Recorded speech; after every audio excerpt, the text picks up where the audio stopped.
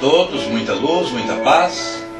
Que a doce e serena paz do Mestre Nazareno nos envolva na tarde de estudo de hoje. Solicitamos os nossos divinos orientadores e protetores da sala em espírito, Chico Xavier e Maria Santíssima, que nos intuam, que nos direcione e que nos inspire.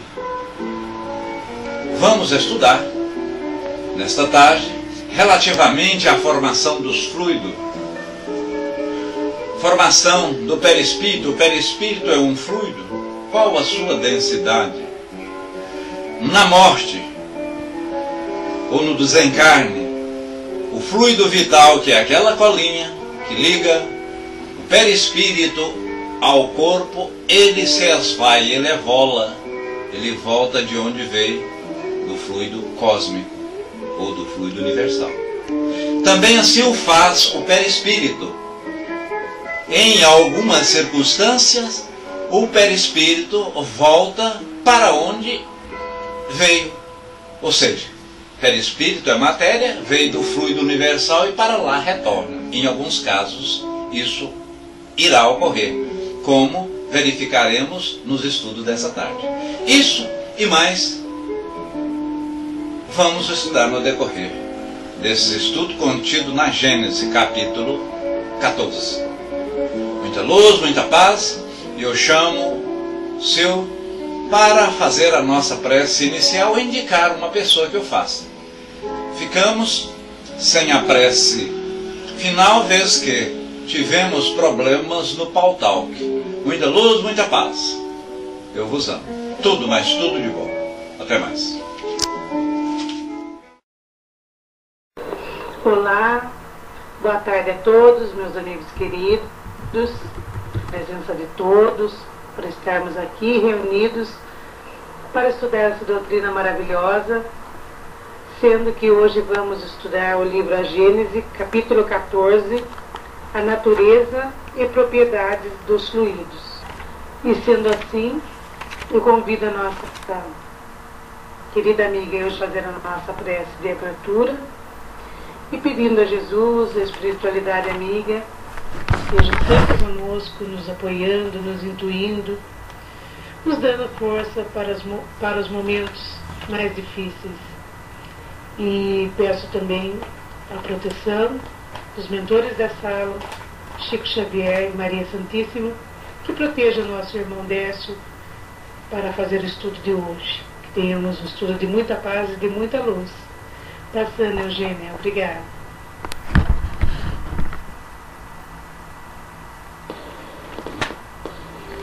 Boa tarde a todos, os nossos amigos da sala Luz no Caminho.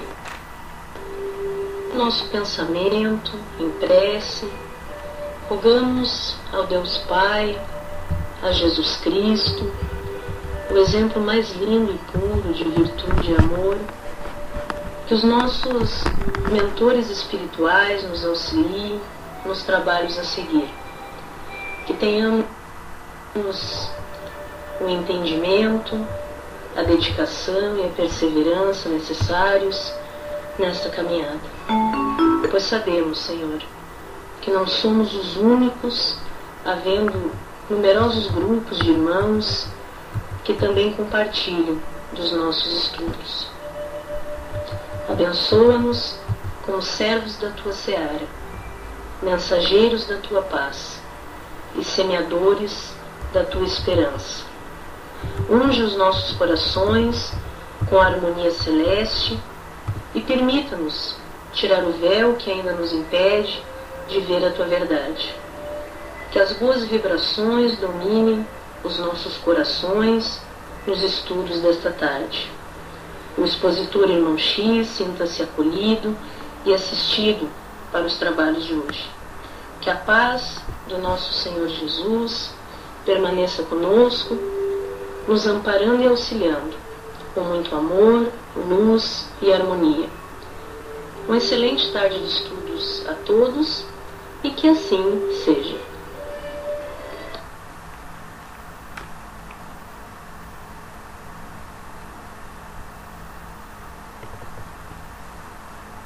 Que assim seja, meu irmão. Eu aqui ressalto, entre várias coisas bonitas que você falou nessa prece, eu ressalto e rogo a espiritualidade, sobretudo os nossos padrinhos protetores, Maria Santíssima e Chico Xavier, que realmente suspenda o véu e nos faça ver, verificar, olhar as coisas mais simples, objetivas, né? Como você bem disse nessa prece. Maravilha. Jame Tisa, seja bem-vindo. Jame saiu mais depressa do que entrou. Meus irmãos, dando sequência à nossa rotina de estudos, eu gostaria que colocasse um número de 1 a 288, por gentileza, para lermos uma mensagem de César Torres Pastorino, Minuto de Sabedoria. Por gentileza, um número de 1 a 288, digita na tela, por gentileza. Eu vou escolher 31, Tisa, maravilha. Se a Tisa não colocasse, eu ia abrir automaticamente. Tisa, 31 diz para nós aqui, ipsis liter. Tisa, veja na criança o futuro da humanidade. Quando digo que Tisa, estou falando de Eugênia Teles, a própria Tisa que chegou por último. Tisa, veja na criança o futuro da humanidade. Mantenha-se, por isso, solidária com os trabalhos que visam ou visem a beneficiá-las. Lembre-se de que cada criança poderia ser seu filho, querido ou querida, do seu coração. Colabore na recuperação das crianças desajustadas, sobretudo mediante o seu exemplo dignificante e nobre. Em todos os setores, as crianças é sempre o futuro e por isso precisa ser atentamente ajudada em suas necessidades. Veja bem, né, Tisa e demais irmãos? A criança de hoje é o adulto de amanhã, é o pensante do futuro, né? É o que efetivamente vai fazer a diferença, vai fazer, vai falar, vai decidir. Então, nada mais racional, nada mais coerente do que olharmos para a criança de hoje. Mas para aí, irmão X, nem casada sou, nem tenho filhos, ou eu mesmo, irmão X, não pretendo casar. Não importa. Não importa se você tem filho gerado biologicamente ou se os mesmos ou o mesmo a ti não é tutelado. O que importa é que tem várias crianças. E essas crianças de hoje serão os adultos, os pensantes, os decisores de amanhã.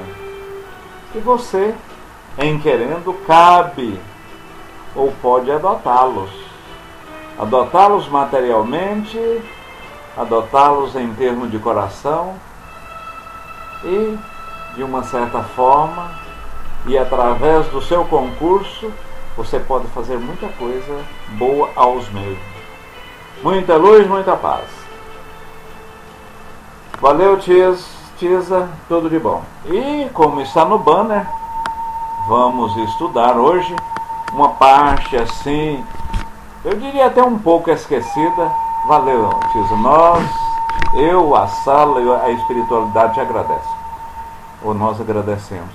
Vamos estudar uma parte que é do capítulo 14 da Gênese, uma parte assim, não é difícil, mas é uma parte um pouco esquecida, que é a própria Gênese.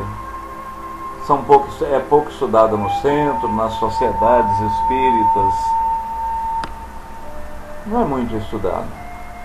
Eu estava até conversando com a Sil.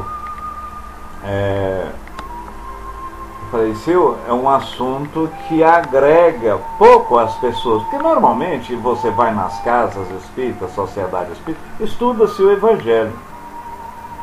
E se você pegar a orientação da Federação Espírita Brasileira, se deve, nas doutrinárias, você, sobretudo, passar orientações das obras ditas básicas, né?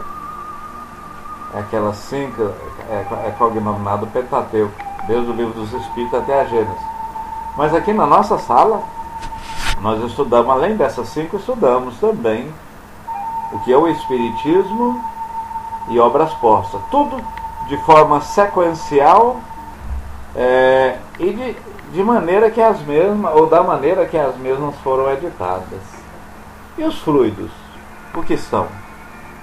A ciência estuda os fluidos, aquilo que, na verdade, sensibiliza os nossos sentidos, né? O tato, a visão, o paladar, o olfato, esses 5 sentidos ou própria adição. Aquilo que não sensibiliza aos nossos estudos, materialmente falando, não é estudado pela ciência. Ou seja, ela não chega a dizer que não existe, mas simplesmente não há um estudo, não há uma colocação. Mas na verdade o que são os fluidos? Esses elementos fluídicos, tudo que existe, aquilo que vemos, aquilo que sentimos, aquilo que não vemos, mas que por sinal existe, advieram ou adveio dos fluidos, do fluido cósmico universal. E veja bem, quando nós falamos aqui fluido cósmico universal, foi uma das poucas, se não a única vez, que Kardec assim refere, fluido cósmico universal. Porque parece que é uma redundância, como se falássemos, eu peguei com as minhas próprias mãos, ou eu olhei com meus próprios olhos, eu vi com meus próprios olhos, é uma redundância. Ou é fluido cósmico ou fluido universal. Kardec utiliza muito o fluido universal. Então, para começar, é apropriado nós falarmos relativamente à constituição da palavra fluido. Muitos espíritas, notadamente aqueles espíritas mais velhos, aqueles espíritas mais conservadores, falam fluidos, mas não é, a pronúncia correta é fluido.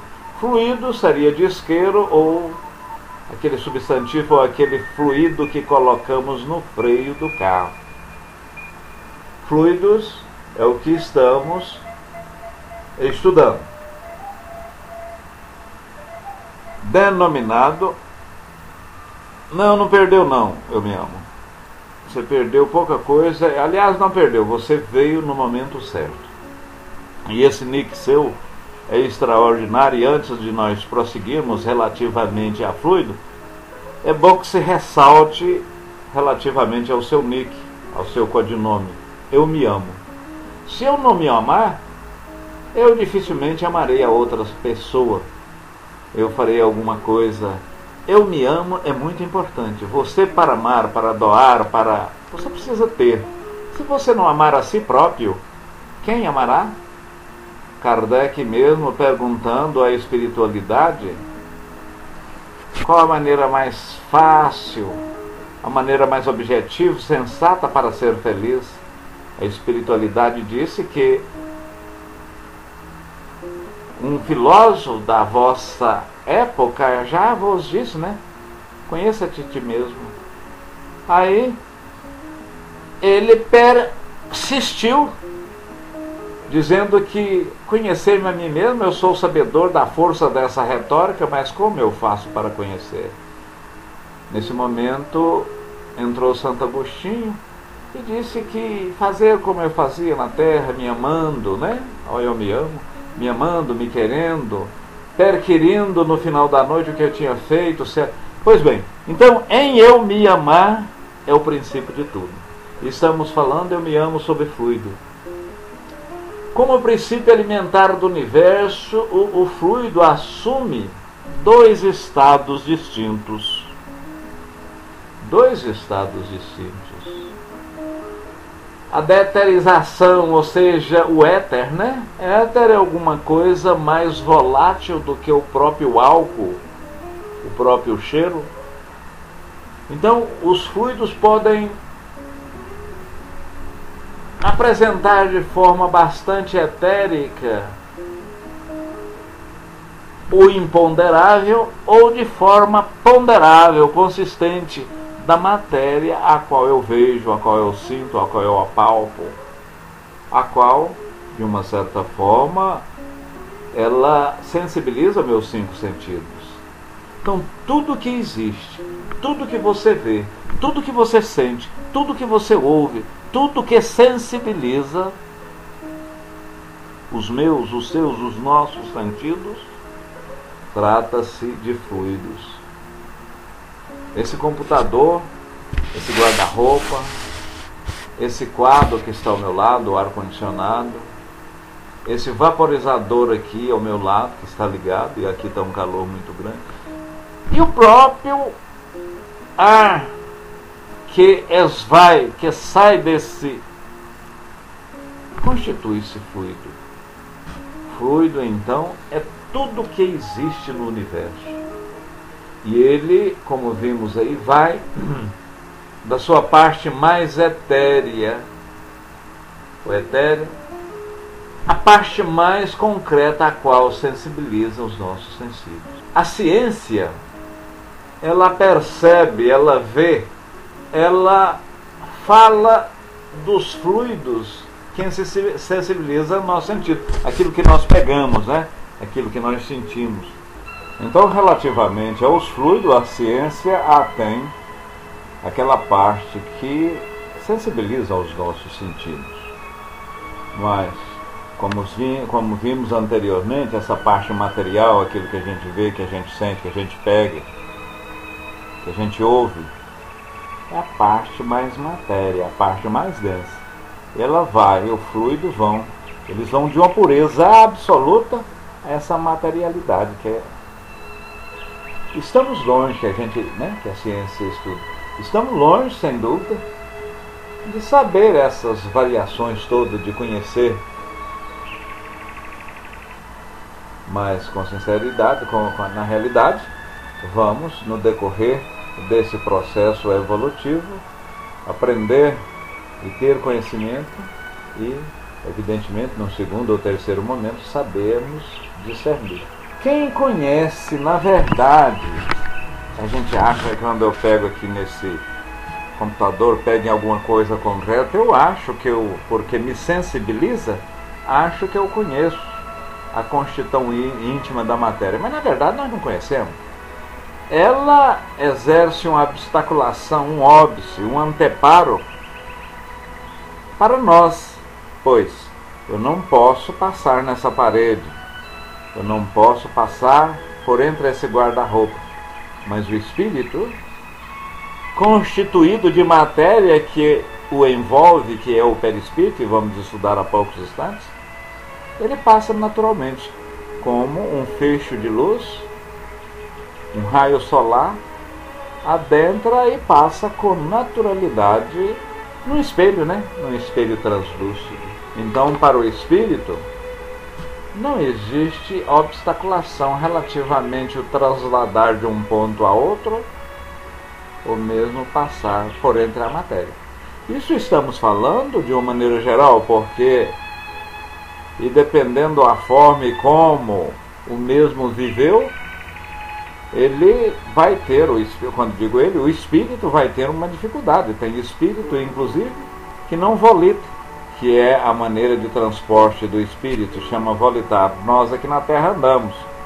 Então, o espírito volita, que é como se fosse um levitar e de uma rapidez superior ao nosso pensamento. Por ele estar num plano, nós atuamos na terceira dimensão, a largura, a altura e profundidade. O espírito está na quarta, quinta ou outra dimensão, numa quinta, né? E atuando em matéria de quinta essência, inconcebível para nós encarnados. Então, pode naturalmente, os espíritos assim afirmaram a Kardec, afirma na mediúnica, que não só eles nos acotovelam, nos interagem, nos influenciam aqui, mas há mundos paralelos a esse próprio mundo. Então o mundo dos espíritos é esse próprio mundo. Vamos agora falar da propriedade do perispírito. As propriedades, o perispírito, é a roupagem física do espírito. Kardec metaforicamente comparou como uma semente de um fruto. Por exemplo, uma manga, um abacate, uma laranja. A semente é o espírito. O perisperma, aquilo que é a polpa, aquilo que é comestível, como uma manga, um abacate, é o perispírito, é a roupa física do espírito. E a casca, no caso, seria o corpo.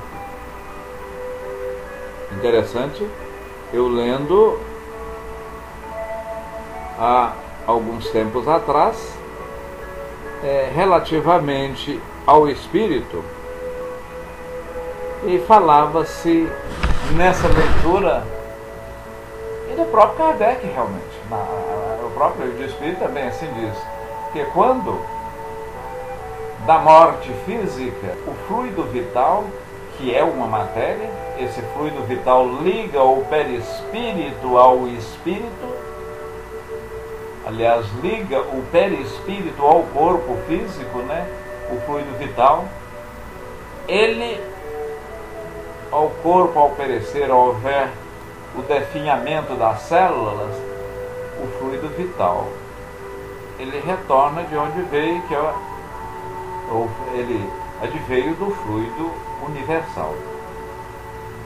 E os espíritos, eles constituem ou pegam para revestir o seu corpo físico, que é o espírito, eles pegam do fluido universal de cada mundo, constitui o seu perispírito. Então essa é uma das únicas formas onde o perispírito retorna ao todo universal, que é o fluido cósmico, é quando o espírito muda de mundo. Para aí, meu irmão, você está falando que o perispírito ele retorna ao todo universal, ao fluido universal? Sim, e nesse caso específico. Por exemplo, os habitantes ou os espíritos moradores de Júpiter, segundo a espiritualidade disse Kardec, Júpiter tem uma evolução superior à Terra. Os espíritos são constituídos de um perispírito muito pouco denso, muito volátil, bastante etéreo, muito mais diáfanos do que o espírito aqui da Terra. Então, se ele vir a encarnar aqui na Terra, e isso não é retrogradação, não é evolução, pode muito bem, naturalmente, ocorre pelo processo missionário, assim como Jesus encarnou aqui. Não somos sabedores de que mundo Jesus veio ou está atualmente, muito embora é o nosso guia, modelo e governador da Terra, mas com certeza ele pertence a algum mundo, está encarnado em algum mundo, e por mais puro que seja o espírito, ainda tem um perispírito. Então, se de Júpiter vem reencarnar na Terra, ele constitui do perispírito terra, da parte fluídica do fluido terra. Então aquele fluido que ele deixa de Júpiter, aquele fluido retorna ao todo universal, ao fluido cósmico universal. Cada mundo tem um fluido universal específico para aquele mundo, mas todos advêm, todo mundo pega os seus fluidos, que são matérias, do fluido universal. Então veja que há centenas de milhares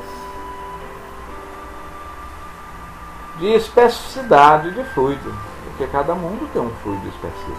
Então nesse caso, e somente nesse caso, que o perispírito retorna ao todo de onde veio, que é o fluido universal. E muitos médiuns, meus irmãos, ao verificar o desencarne de determinado irmão, vê, na verdade, o fluido vital saindo do corpo, e eles caracterizam como sendo o espírito. O fluido vital que é o elemento material que liga o perispírito ao corpo, esse sim, quando dá morte, ele retorna ao fluido universal. E veja bem, falando em morte, pode o espírito, quando dá morte, ou mesmo antes da morte, deixar o corpo. Então o espírito pode, tendo vida orgânica ainda, não está mais no corpo. Por exemplo, esses casos de pessoas que estão há muito tempo na UTI, ligado por aparelho, em alguns casos o espírito não está ali. Veja que tem vida orgânica, está respirando. Mas o contrário não é verdadeiro. Então, se não tiver vida orgânica, necessariamente o espírito não está naquele corpo. Evidentemente, pode ocorrer alguns casos, não animicamente, mas o espírito pode vincular, uma vez que a morte é diferente, como dissemos anteriormente, do desencarne. Nem sempre a pessoa que morreu desencarnou. Encarnar, o espírito adentrar na carne, desencarnar o inverso, sair. Mas muitas vezes eu posso morrer e meu espírito ficar vinculado à matéria por dezenas, centenas de anos, inclusive. O desencarne significa quando esse espírito deixa. Porque todos, sem exceção, sofrem um período de perturbação quando da morte física. Uns mais e outros menos, relativamente a esse período. Ocorre, em alguns casos, o espírito ficar vinculado ao corpo dezenas, centenas de anos por vezes, chegando ao ponto de presenciar os vermes corroer a parte orgânica. E é muito doído. Isso é muito doído. Mas quero crer que aqui nós, essas 12 pessoas na sala, e hoje temos poucas pessoas em função desse período do ano, Natal, etc. E até porque nesse momento as pessoas estão em seus labores profissionais trabalhando, né? 16h20 agora, e temos com isso mais 10 minutos, 10, 15 minutos de estudos. Então, posteriormente haverá mais pessoas. Então nem sempre, viu, meus irmãos, a morte é sinônimo de desencarne. Eu posso morrer e não desencarnar. Em alguns casos, conforme estava dizendo, fica centenas de anos. Depois do corpo físico definhar, os ossos acabar cabelos, etc., o espírito pode muito bem ficar nos objetos queridos daquela pessoa. Ou seja, quanto mais materializado ele estiver, o espírito for, quanto mais valores a matéria propriamente dita nós designarmos nesse mundo, mais difícil vai ser esse desenlace, esse desenfecho, essa liberdade plena, essa liberdade total. Mas aqui, eu digo, até com falta de modéstia inclusive, relativamente a essas pessoas que estão aqui, eu as conheço, e tem pessoas aqui que eu conheço mais de 7 anos, por estarmos estudando com uma certa regularidade a nossa doutrina, sabermos de uma forma cristalina de onde viemos, o que aqui estamos fazendo e para onde vamos, acreditar numa doutrina que consola, que resigna, que nos orienta, sobretudo nesses períodos de argrúrias, né? Eu tenho plena convicção, e é aqui que eu falo que falta um pouco de modéstia, afirmar que é o período de perturbação dessas pessoas que aqui estão, porque eu as, entre aspas, conheço, será um pouco mais de horas, né? 8, 10, 12 horas talvez. E eles, ou nós, teríamos uma consciência plena da morte. Consciência plena da morte.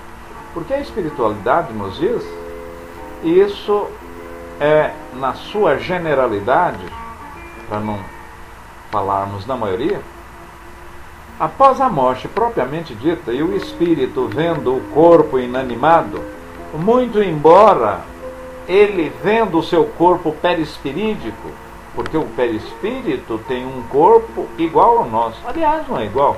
Quem é igual é o nosso corpo. O nosso corpo é uma cópia infiel, pífia, uma cópia distorcida do que é o corpo perispiritual. Então, o espírito, ao morrer, ele depara com aquele corpo perispiritual, tenta reagir ao seu corpo e não entende por que o corpo fica naquela letargia, naquele processo de não corresponder às ações do espírito, e não entende. E muitas vezes, verificando as pessoas chorando no velório, ele interrelacionando, aí com o espaço de tempo ele vai perceber que ao passar numa porta, ao passar num objeto, aquilo não interpõe a sua ação, vai tendo ciência da outra vida, ou seja, ciência da sua vida nesse novo mundo que é constituída a sua pátria espiritual. E é também, né, meus irmãos, a pátria definitiva, o mundo espiritual é o mundo para onde vamos. E à medida que o espírito evolui, e todo espírito tem um perispírito, esse perispírito vai ficando mais diáfano, menos denso, mais leve, chegando aos mundos puros, aos mundos felizes, e os últimos aos ditosos, aos celestes, tão diáfano, tão leve, tão menos denso, vamos dizer, tão etéreo, que chega a confundir com o próprio espírito. Fiz a pergunta aí na área de texto. Veja bem, o perispírito não liga o espírito ao corpo físico? Perfeitamente, Tida, perfeitamente. Boa pergunta, liga. Se falarmos de uma forma geral e bastante sinóptica, bastante sintetizada, o perispírito é o ser semimaterial que faz a ligação do espírito ao corpo, que é mais denso, que também é formado de fluido. Nós vimos que o perispírito é um fluido e o corpo também é fluido. O corpo, por ser uma matéria tangível, é um fluido mais denso. O perispírito, menos denso para nós, muito embora super denso, super material, visível e palpável para o espírito. Mas, se detalharmos mais ainda, entre o perispírito e o corpo, nós temos o duplo etérico, nós temos a aura, nós temos o fluido vital, que é aquela colinha que efetivamente liga o perispírito ao corpo. Então veja bem que só aí falamos 3, vamos dizer assim, seres materiais que faz a ligação do perispírito ao corpo. Mas, a grosso modo, e de uma maneira sinóptica, podemos concluir e afirmar que duplo etérico, aura, fluido vital, tudo constitui o perispírito. Então, é correto afirmarmos que o perispírito é aquela colinha que liga o espírito ao corpo. Mas somos sabedores que entre o perispírito e o corpo há esses outros elementos que fazem essa ligação. Se não, vejamos. Eu estou com o computador aqui agora em meu colo. Quando eu pego e aqui eu faço, eu peguei a mão aqui agora, fechei os dedos e abaixei a sua tampa. Eu fiz esse movimento. O que precedeu? Precedeu-se que meu espírito pensou, o perispírito quis, e o fluido vital viabilizou, materializou esse desejo inicial do espírito. Para que eu pego a bengala e passo ou molesto alguém com a bengala, o meu perispírito, o meu espírito, na verdade eu sou um espírito, isso é a maneira de falar. Então o meu espírito quis, o perispírito agiu e o fluido vital através do corpo executou a ação. Quem sente, a rigor, e quem decide, quem pensa, é o espírito. Peraí, mas espírito é imaterial? Você está falando, irmão X, que o espírito sente dor? Sim, o espírito sente dor, ele vê, usa naturalmente os olhos nossos, sensibiliza as imagens através da retina, a retina manda para o cérebro processa e o espírito vê.